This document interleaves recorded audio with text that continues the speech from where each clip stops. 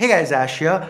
Last year, Samsung launched the Galaxy S10 Lite, which was a phone with flagship internals at a not-so-flagship price point. Now, the Galaxy S20 FE is a kind of sort of spiritual successor to that phone. So do you still get the S20 flagship experience here, or has Samsung cut one corner too many to hit that price point?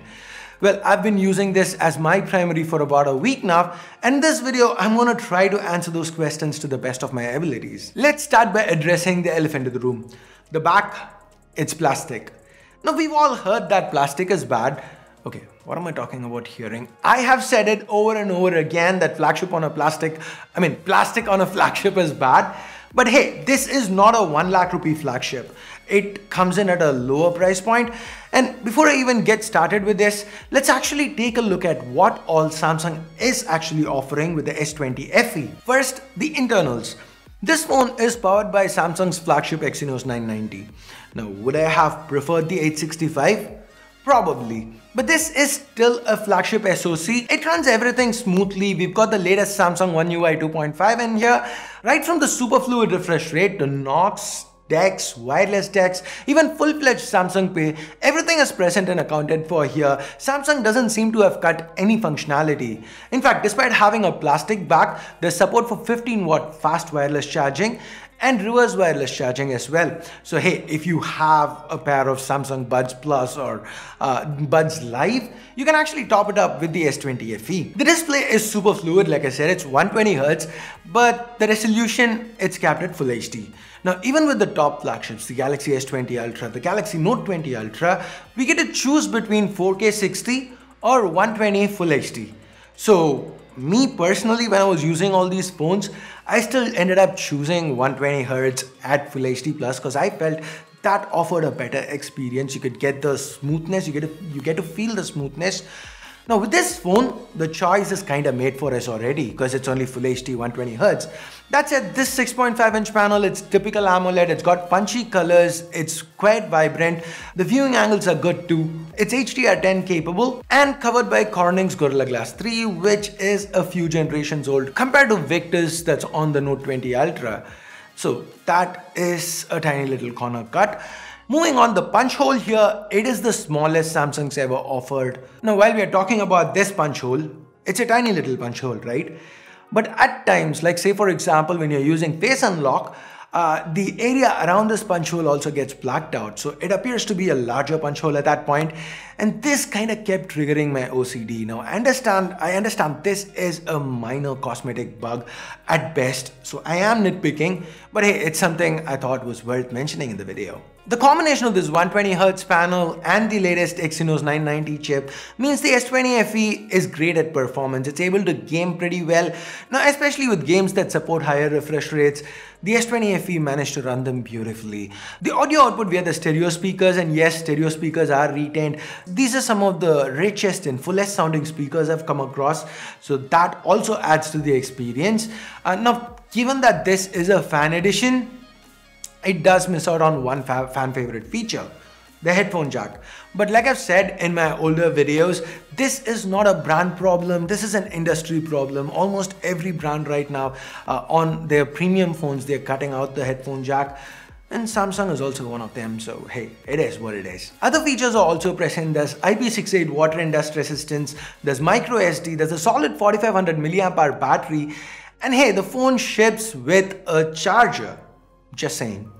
Now, there is a caveat here. The charger included in the box is 15 watts, though the S20 FE, just like other S20 phones and Note 20 phones, has support for 25-watt charging. Now, I would have preferred to see Samsung include a 25-watt charger here because phones priced cheaper than this. Mid-rangers, Samsung have been including 25-watt chargers with them, so it would have been a little better if they did it with this phone as well. But right now, if you want 25 watts, you're gonna have to purchase that separately. In box, it's 15 watts. With battery, with my kind of usage, which involves about an hour of YouTube, a little bit of gaming, a lot of camera usage, constantly checking social media, mails, 30 minutes to an hour of calls. With this kind of usage, I'd still end my day with about 20% left in the tank. And do know that I left the display at 120Hz throughout my testing because I feel you're buying a phone with a 120Hz panel, you're probably gonna use it with a 120Hz panel. That said, if you do switch to 60Hz, you should probably get a little more out of this battery. Next, the cameras. There's no 64 megapixel zoom or 108 megapixel primary here, but what we have is a very competent 12 megapixel f1.8 primary. The lens here is optically stabilized. Then we have a 8 megapixel telephoto, again with OIS. And finally, there's an ultra wide. I like the fact that Samsung says triple cameras and we actually get 3 cameras that we can use. And they've not really added a depth sensor or a monochrome sensor or a macro sensor just to pad up the numbers. The camera performance, as you can see, it's typical Samsung. Images are brewing with detail. They have nice punchy colors. I really like the pictures this camera took. Just look at the dynamic range here, how blue the skies are. The ultra-wide offers more of the same with telephoto. It's 3x optical zoom, but at up to 10x the results are usable. You can go all the way up to 30x, but hey, that's just digital zoom. You're not gonna get great results with that. Low light is where I expected to see a major compromise, but no, the performance, as you guys can see, it's still pretty much flagship-esque. Samsung offers a full-fledged Pro mode and it's even available for video. By the way, there's no 8K 24 FPS, but 4K 60 is present and the footage is quite excellent. Very fast autofocus due to the dual pixel technology at play. The selfie camera, it's 32 megapixels fixed focus, but for stills like this and even 4K selfie videos, it does a good job. This is 4K 60 FPS by the way. So these are all what Samsung has to offer with the Galaxy S20 FE. Now coming back to the original topic, the build. Okay, now given that all this flagship functionality is included and the frame is metal, add to it the fact that this back, yes, it's plastic, but it doesn't feel cheap. The matte plastic actually feels nice in hand, and it's also helped Samsung keep the weight low. So taking all these into account, I would say the plastic build is not that much of a negative here, especially compared to some of the glossy plastic builds. I find this better, and it's definitely better than plastic. So hey, build.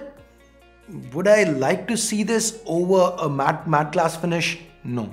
Would I like to see this on a 1 lakh rupee phone? Most definitely no. But at this price point, I find it acceptable. So the Galaxy S20 FE turned out to be a pleasant surprise for me. Samsung seems to have delivered exactly what they promised, a Galaxy S20 experience at a lower price point. Now yes, well, a few corners needed to be cut to hit that price point. Overall, the user experience, it has still remained flagship-esque. Samsung's done quite a good job here. So if you wanted a flagship experience, a Samsung flagship experience under the 50,000 rupee price point, then this is the way to go. The Galaxy S20 FE is a wonderful phone and Samsung's done a very good job here. So these are my 2 cents, what I thought about the S20 FE. Now you guys tell me, what do you think about this phone? If you were to shop around for a phone in this price segment, is this what you would pick? Or do you feel Samsung should have done something differently? Is there a different phone you would rather choose? Let me know your thoughts in the comments below. And with that, we get to the end of this review. Thumbs up, thumbs down based on whatever you felt about it. Subscribe, turn on notifications by hitting that bell icon if you haven't yet. And thanks a lot for watching. Till next time, my name's Ash. You've been watching C4E Tech, and I'm signing off for now. You guys have a great day. Bye-bye.